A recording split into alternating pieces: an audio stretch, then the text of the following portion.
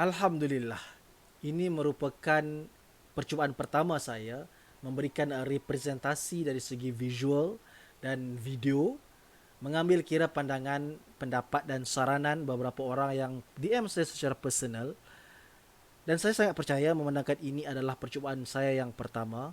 Akan ada banyak kelemahan di sini dan di sana, dan saya mohon jasa baik anda yang mendengarkan episod ini untuk tampil dan berikan pandangan, fikiran, kritikan, sama ada dari segi technical, dari segi equipment, malahan mungkin dari segi konten itu sendiri, untuk saya perbaiki dari masa ke masa, dan semoga dengannya podcast Sidang Meja Makan akan berkembang untuk jadi podcast yang jauh lebih baik daripada sekarang, insya-Allah.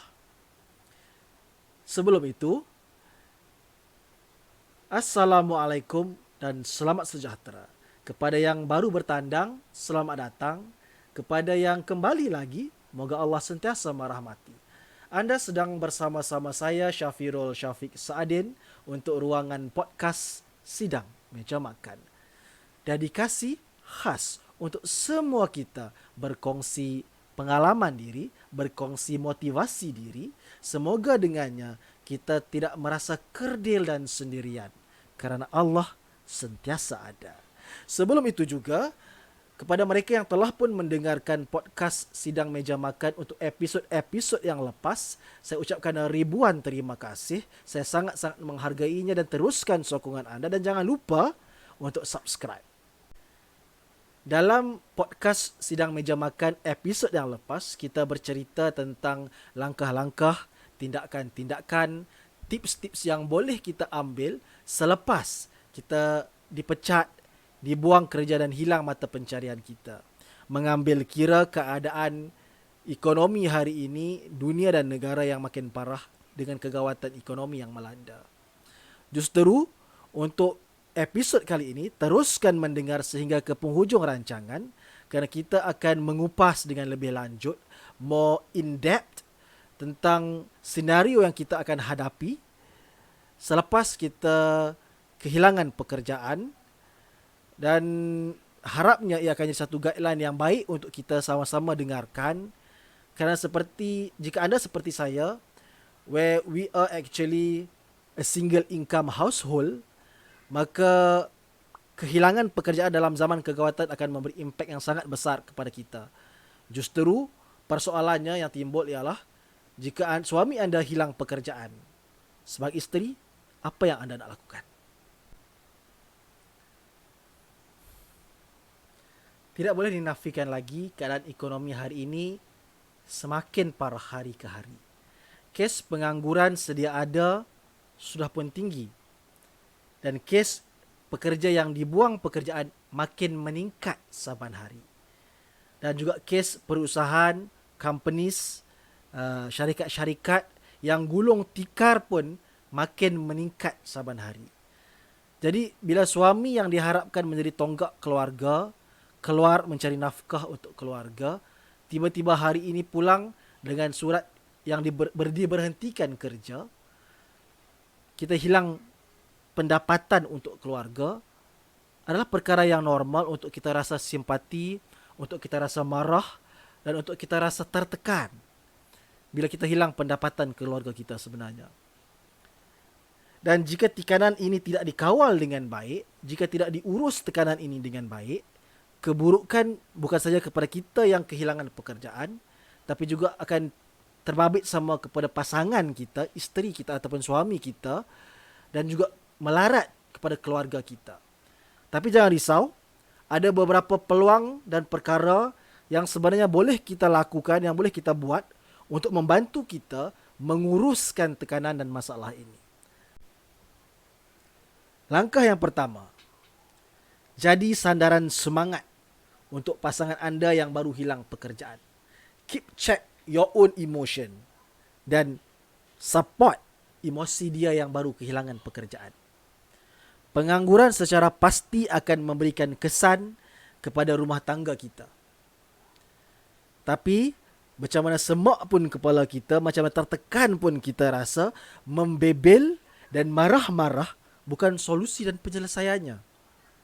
Mainkan peranan kita sebagai orang yang bijaksana, untuk bagi semangat, bagi sokongan, bagi dorongan kepada pasangan kita yang baru hilang pekerjaan. Tapi ingat, jangan sampai terlebih-lebih sehingga memberikan tekanan kepada dia, dan jangan sampai terlalu berkurang sehingga memberikan tekanan kepada kita. Jangan kita biarkan pasangan kita ini sampai tak buat apa-apa. Duduk di rumah, goyang kaki, tengok Netflix, scroll FB, scroll IG, tengok movie, main video game. Tapi jangan juga kita terlalu menekan beliau sehingga kan apa saja yang berlaku kita akan tanya dia, bila abang nak cari kerja, bila abang nak keluar cari kerja, bila awak nak cari kerja, bila bapak nak cari kerja. Asal nampak batang hidung kita, kita nak mengomel, kita nak bercakap begitu. Sampaikan dia tidak lagi makan di meja makan, sebabnya angkat pinggan, angkat cawan, masuk makan dalam bilik contohnya. Sebab tak mau dengar kita membebel. Jadi equilibrium ini penting. Bak kata peribahasa, tarik rambut dalam tepung, rambut jangan putus, tepung jangan berselerak. Jadi kebijaksanaan anda para isteri pada saat ini, pada fasa ini adalah sangat-sangat penting. Sebab anda akan bantu suami anda untuk tidak terus leka, tidak terus hanyut seronok tak bekerja, dan seronok dibuai emosinya yang sedang kacau dengan kehilangan pekerjaan. Tapi dalam yang sama, anda juga mampu untuk bantu dia recover as fast as possible tanpa tekanan yang melampau. Kebijaksanaan anda adalah sangat-sangat penting untuk perkara ini. Langkah yang kedua ialah pastikan anda bincangkan dengan suami. Open, good, two-way communication adalah sangat-sangat penting. It is a key here. Apa yang kita nak bincangkan? Apa yang kita nak mesyuaratkan dengan suami kita? Strategi. Bukan masuk perang saja kena ada strategi. Hilang pekerjaan juga kena ada strategi. Apa yang kita nak bincangkan? Berapa banyak masa yang suami ada untuk dia benar-benar hilang pekerjaan? Berapa tempoh notis yang diberikan oleh company? Sebulan? 2 bulan? 3 bulan? Or is it next Monday dia sudah hilang pekerjaan? Dan apa yang kita boleh buat untuk tempoh ini yang boleh membantu kita dalam segi ataupun jangka masa panjang? Strategi dari segi kewangan keluarga, perbelanjaan dan belanjawan keluarga juga sangat penting.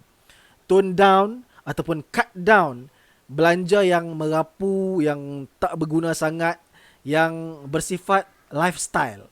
Sebagai contoh, anda seorang yang kebiasaannya keluarga anda akan keluar menonton wayang bersama-sama as part of a family time setiap minggu. Mungkin selepas ini boleh dikurangkan sebulan sekali. Ataupun anda mungkin seperti saya suka bawa anak-anak dan isteri keluar makan di fancy dine-in restaurant dan sebagainya yang a bit mahal daripada kebiasaan. Contoh. Mungkin kita boleh kurangkan, kita shift kita punya from our favorite restaurant to a different diner yang mungkin sedikit murah berbanding kebiasaan. Atau mungkin kita boleh kurangkan kebarangkalian ataupun kekerapan kita untuk keluar makan di luar dan sebagainya. Tapi apa yang penting, proses semak belanjawan ini perlu dilakukan bersama-sama dengan pasangan kita supaya expectation kita dan pasangan kita berada dengan keadaan yang selari dan sama, supaya tidak ada perbezaan expectation dan yang akan menimbulkan negative vibes di kemudian hari. Apa lagi? Strategikan juga cara untuk mengelakkan stres. Ini penting. Sebab inilah masanya untuk kita bincangkan bersama isteri bincangkan bersama suami, apa yang dia boleh buat oleh pasangan kita ni yang baru hilang pekerjaan ni di rumah semasa dia masih belum bekerja semula. Ini masanya untuk isteri bagi tahu abang, memandangkan abang masih tak bekerja lagi buat masa ni, saya rasa abang kena tolong juga saya buat kerja rumah dan sebagainya. Ini masanya. Komunikasi is the key. Macam saya katakan awal tadi, Cumanya anda kena faham, kami ni lelaki. Walaupun kami dah kahwin dengan anda 10 tahun, 20 tahun, mungkin kami ada 2 PhD sekalipun, tapi kami masih perlukan anda sebagai suri hati kami untuk bagi tahu kami apa yang anda mahu daripada kami. Itu memang natural lelaki. Tapi jangan risau, anda boleh bagi tahu suami, cuma cara dan kaedahnya perlu bijak. Tak perlu kita bagi ataupun bagi arahan kepada suami kita ini dalam keadaan yang nampak kita macam bossy. Sehingga mungkin menjatuhkan air muka suami depan anak-anak. Anak-anak akan tengok, dia akan hilang respect kepada bapaknya. Dan suami akan tertekan duduk di rumah tanpa pekerjaan, mendapat bos baru nama isteri. Komunikasi macam saya katakan penting. Kita ada WhatsApp sekarang ni. Just WhatsApp your husband. Abang minta tolong buat sekian-sekian. Untuk hari ni saya tak sempat. Terima kasih. Suami bangun pagi, sarapan. Kemudian dia akan lakukan kerja itu. InsyaAllah dia akan lakukan. Cuma janganlah anda senaraikan 1, 2, 3, 4, 10 kerja. Siapkan sebelum pukul 12. Janganlah macam tu. Kan? Timbang tara yang elok. Hari ini mungkin kita kata, abang tolong cuci kipas, saya tak sempat lah. Next day, abang tolong potong rumput kat belakang, dah panjang lah semak, takut ular. Suami yang baik, dia sebenarnya nak membantu, dia mahu membantu isterinya di rumah. Tapi kami ni mungkin tak tahu nak mula di mana. Jadi bantu beliau, tanpa perlu meninggikan kadar stres yang sudah pun sedia tinggi untuk kedua-dua pihak. Langkah yang ketiga ialah mengekalkan mindset yang positif ini dalam keluarga kita. Prioritinya di sini ni adalah mengekalkan mindset yang menganggur ini is just a temporary measure ataupun a temporary setback. Ia bersifat cabaran yang sementara, dan bila cabaran yang sementara kita faham akan pada akhirnya akan ada pengakhirannya. So kita akan lebih fokus, suami akan lebih fokus untuk terus mencuba mencari pekerjaan yang baru dan terus mencuba sebab dia percaya akan ada pengakhiran daripada cabaran yang sedang dihadapi ini. Dan ini akan membantu untuk elak suami kita tadi ada negative thinking, macam mula rasa saya tak dapat pekerjaan lah, saya mungkin susah dapat kerja lah, saya dah umur 50 tahun, susah lah dapat kerja dan sebagainya. Jangan jadikan dia patah semangat, elakkan perkara ini berlaku. Dan bantu sokong dan dokong emosinya.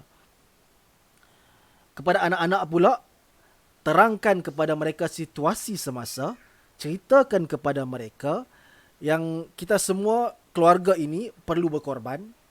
Keadaan kekuatan sekarang memerlukan semua kita berkorban. Kemungkinannya allowance mereka akan dipotong misalnya. Make them understand. That's the essential part. That this is us, our family unit against the cruel world.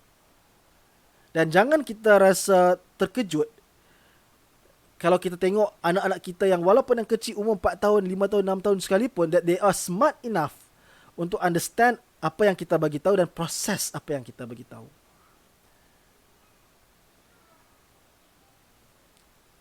Pada pengakhirannya, mencari kerja pada zaman kegawatan ekonomi sememangnya adalah satu perkara yang sukar, tapi tidak mustahil. Fokus, kekalkan positif mindset anda dan istiqamah dalam terus mencari kerja dan mencari penyelesaian kepada permasalahan kita. Sentiasa berkomunikasi dengan pasangan, elakkan kita bottle up kita punya perasaan gundah gulana dalam hati kerana ia hanya akan lead to depression. Terima kenyataan yang hidup ini tidak sentiasa indah. Ada pasang surutnya, ada tinggi, ada rendahannya. Ada hari yang baik, ada hari yang tak berapa nak baik. Selalu menganggap yang ada hikmahnya yang Tuhan mahu kita kutip dari pengalaman kita ini. Teruskan berdoa. Semoga kita sama-sama diberikan kesabaran, diberikan keupayaan untuk keluar daripada kemelut dan cabaran yang satu ini. Jangan pernah putus harap, percaya sepenuh jiwa yang Allah tak akan menganiaya hamba-hambanya. Jika anda fikir ada manfaat daripada kata-kata saya tadi, saya mohon jasa anda untuk share this podcast with other people as much as possible. Supaya apa juga kebaikan kecil daripadanya dapat dipanjang-panjangkan. Dan jangan lupa subscribe podcast Sidang Meja Makan. Semoga dengannya usaha kecil saya akan lebih istiqamah dan diberikan kekuatan oleh Allah Subhanahu Wa Taala untuk berterusan hendaknya. Hingga bertemu lagi untuk episod-episod yang seterusnya. Jutaan penghargaan untuk anda yang meminjamkan masa dan telinga. Teruskan sokongan anda dan saya doakan anda bahagia sentiasa. Percayalah, pada saat kita tenggelam punca, Allah sentiasa ada.